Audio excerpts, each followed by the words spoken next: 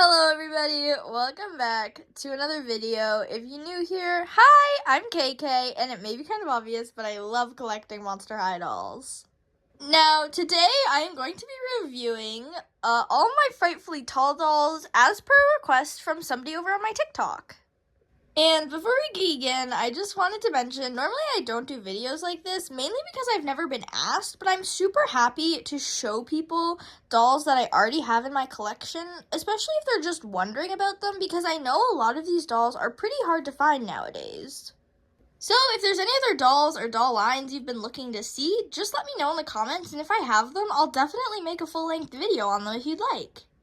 But otherwise, let's get to looking at these dolls. Now, something I actually will mention, I do have all of the Frightfully tall dolls except for Elizabeth. She's the only doll I don't have, but she's very similar to the Draculaura in my opinion. So obviously I can't give any insight on that doll, but I can kind of assume they're pretty similar. So to start off, I obviously want to look at Calliope. She was the first ever Frightfully tall doll, although she wasn't really branded as Frightfully tall, as this line was all about like quirks and kind of freak aspects, like how Honeydew is a contortionist and all of them do their old tricks and things, and so Calliope, her kind of thing was just that she was ginormous. And so because of that, obviously Calliope never actually got a normal sized doll, so she's only available in this Frightfully tall body, and let me just tell you, she's beautiful. Now, just to start off, Calliope has such beautiful body detailing. Like, as you can see, she has all these drips all along her body. They are everywhere, and they look so beautiful, and it's just such a unique sculpt. Another unique thing about this doll is all of the articulation, because she has this forearm articulation, this double joint on her elbow, she has chest articulation, and then she also has this articulation on her leg with a double jointed knee as well. And potentially this could be wrong, but I do believe that this is the first ever Monster High doll to have this chest articulation, and the tall dolls are the only ones to have this forearm and that leg articulation. Now, obviously, my doll's hair definitely needs some help, but when you first got this doll, she did have really curly hair, because I did get this doll when I was younger, and I played with her a lot, so she has been through it, but she does have a saran hair. It's very nice feeling. I actually did accidentally, as a child, cut her hair up here. Obviously, you can't see it. I'm not going to take it out, but you can kind of see some pieces there, so I did cut her hair, but yeah, she does have all even length hair, and this is how it was originally styled. Now, she also has these large gold earrings and this big removable kind of gold shoulder piece. And just for mention, if you see this earring moving in the video, I did break it as a child, so it's very loosely held on by glue. Calliope is also wearing this short little mini dress. It's actually not too mini, but it's not super long either. It's got a bunch of carnival kind of themed pattern. She's got a pink, black, and yellow theme going on. And then as an underlayer, she has this Freak du Chic fabric. That's literally what I call it, because each of the Freak du Chic dolls has a different version of this fabric on them. So that's just what I call it. And as you can see right here, she has these little biohazard symbols that can also be found in the highlight of her eyes, which leads me to believe she is some sort of biohazardous production. And the last thing Calliope is wearing are these beautiful shoes. They have these little kind of skull looking or skeleton looking, I guess, horses that are meant to kind of represent a carousel that you would see at a carnival. And the front just has a little painted skeleton, and there's just so many little details on here. And other than her earrings, the only accessory she comes with is this little accordion. I'm not really sure what it's called. Oh, organ. It's an organ. Maybe? I'm not sure. It's just meant to be one of those big fancy pianos with all those tubes that make really fun sounds. And although she didn't really come with any bags or anything, she did come with this ginormous stand that obviously works for her and her body. And I will say this now, Calliope, this version is my favorite out of the Frightfully tall dolls. She's just so beautiful, and I'm super glad she has such a unique body sculpt. And a while after Calliope was released, the first 4 dolls of their big forms came. This included Draculaura, Clawdeen, Frankie, and Elizabeth, which I mentioned I don't have. Now, these dolls are definitely way simplified versions of themselves. There's not much going on, and there's way less details than on their original shorter bodies. Obviously, Draculaura kept her signature pigtail hairstyle. Obviously, this hair is Saran as well. She's got her signature earrings, her signature face, same necklace, and pretty much same outfit silhouette. Now, some outfit changes were that she doesn't have sewn on buttons. Now, there were little silver glued on beads here, but once again, I got this doll when they were first released years ago, so I did play with them as a child, and so I did knock these buttons off, but that is a difference. Another difference is that her skirt isn't pleated, rather it's just kind of a full circle skirt. And the last difference is that her boots just lost the silver painting on the hearts and on the base of the shoe.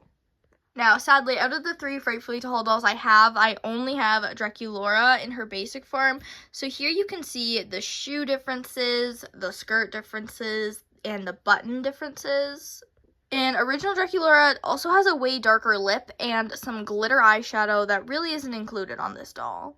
But this necklace actually has a lot more painted detail than the original Draculaura's necklace, which is just a solid plastic. Now, I think Clawdeen's doll is definitely a lot closer to the original than Draculaura is. She's got her 4 ear piercings, beautiful face makeup, her double necklace situation, her iconic tiger-striped coral shirt, and her little cropped fur hoodie. She also has her signature belt with this circle skirt as well. It flares a bit more than Draculaura's does, and it also has this lace detail at the bottom. But thankfully, Clawdeen's shoes kept all of their painting details. And just to mention, these dolls also have the chest articulation, the forearm articulation, and the thigh articulation. This Clawdeen also has her signature double brown colored hair. It's Saran, and obviously, once again, mine needs a curl job. And I'm not sure if the camera's picking this sound up, but these dolls are extremely creaky. And on to Frankie. Now, I do want to say I am holding back her hair because her hair, it just falls in front of her face. I've tried hundreds of times to get her signature hairstyle on her, but it either looks too bulky or it just doesn't hold because there's not enough hair. So I don't really know how to do this doll's hair because it just never seems to work. But she does have the signature black and white hair, and I will say her hair does feel the nicest out of all of these dolls because it is straight and it just feels really nice. Now, Draculaura's is straight as well, but I don't know, something about it being in the pigtails makes it feel less nice. But Frankie does have her signature face makeup with the stitches on her cheek. She's got the same earrings as her original doll. She also includes all of her body stitches, including the stitches around her neck with the bolts. And like Calliope, her outfit is one piece. Her tie is attached to her bodysuit. Same with these sleeve puffs. It's all attached. It's all in the signature fabric. I think this pattern actually has a lot more red on it than the original Frankie's outfit does. Maybe it's just me, but I do think something looks a little wrong about it. But she also has the same belt and the bracelet she comes with, and in this case, because I don't think these dolls' hands are removable, I've actually never tried, but her bracelet is held on here really well. It doesn't go past this point on her hand, so I don't think it would fall off if her hand does come off. And this is my first time ever doing this, but her hand does come off. But still, this bracelet does not want to come off. And lastly, her shoes. Now, they're a lot scuffed because I obviously played with this doll as a kid. I cannot emphasize that enough. But they are her signature shoes. They are painted all the way around, and they do look just as good as the originals does. And just to note, all of these dolls did come with stands, but they didn't come with any other accessories. Now, Calliope and then those 4 dolls were the last of the ones made in G1, and then actually G2 got their own Frightfully Tall ghoul as well. And that ghoul was no other than Calliope. Now, once again, Calliope was not included in a line called Frightfully Tall. This line was called Shriek-Wrecked. And I think it's kind of obvious, but she has a very sailory theme to her. Now, she has the same sculpt as the other Gulliapi with all of the dripping marks all over her, and in her eyes, she still has that radioactive sign. And she also kept the very unique glasses. I just hit my camera, so sorry if that was a little wobbly. But yeah, she kept her original kind of circly, weird lashes, and I'm absolutely in love with them. Obviously, her hair changed to this blue, purple, and yellow blend, and sadly, this doll's hair is actually polypropylene. That's why I've been mentioning it in all the other dolls, because they had nice saran hair, and then this Gulliapi sadly got poly. But it is styled in the exact same way the first Gulliapi had it, and normally I don't love if doll's hair is styled the same way, but because this is such a drastic change, I like how they kind of kept the same hairstyle to ensure that this is still the same character. Especially because we didn't get Gulliapi in a lot of the episodes. We kind of only saw her once or twice, and that was it for her. Now, although this is a G2 line, I do think this doll has a lot more detail than the other one. Like, she does has this very intricate headpiece. Although it's not painted, it does look very cute. She's got these big hoop earrings again. These ones are supposed to look like life rafts, and fortunately, neither of mine are broken on this one. And there's also some like water or something leaking off of it. And her dress, although it's only one piece, it does have a lot more layering involved. So obviously, she's got this kind of bodice with kind of the gooey stripes, and then she's got a sailor themed pattern like a skeleton with a sailing hat. She's got the life raft and some other things. This here says blob upside down. I think most of them say blob upside down. See this one here, you can kind of read it, it's upside right. But with this dress, it actually has a full second layer that is the same pattern as the top of her dress, but it's a different material. Like, I'm not sure if the camera picks it up very well, but this is almost a ribbed, stretchy fabric, while this fabric is not ribbed and it is not stretchy at all. And her shoes are nice and chunky. They've got gems and kind of gold, anything you'd find in a pirate's treasure chest. And then they've got a few painted details. Now, definitely, it could have used more painting details, but the sculpt is really beautiful on these. And Gulliapi was the only doll to come with an accessory, which is this anchor purse. Now, I wish I could say I was ecstatic that they actually gave one of these giant dolls a purse that finally fits them.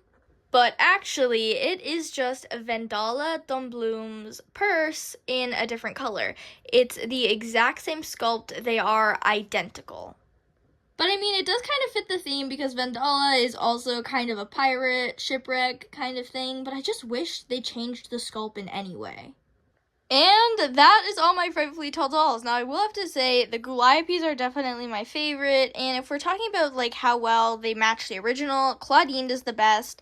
But honestly, I'm really disappointed with the Frightfully Tall dolls line. Like, they did nothing unique to these dolls. They reused patterns, they reused fashion, and I just feel like we could have given these ghouls just such a cute outfit and put in Gulliapi in this line again, and then made it a whole line where they were just all huge dolls.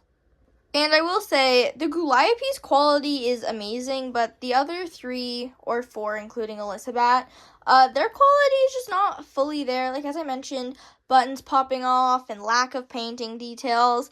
I don't know, but something about the Frightfully Tall I don't like, but I do like when they included Gulliapi in other sets. So, to that TikTok user who wanted this, I hope you enjoyed. I hope I showed you everything I could show you about these dolls. Anyways, thank you so much for watching, and if there's any other dolls in my collection, G1, G2, or G3, please just let me know, and I'd be down to talk about any of them. Anyways, if you made it this far, thank you so much, and I hope you have an amazing day.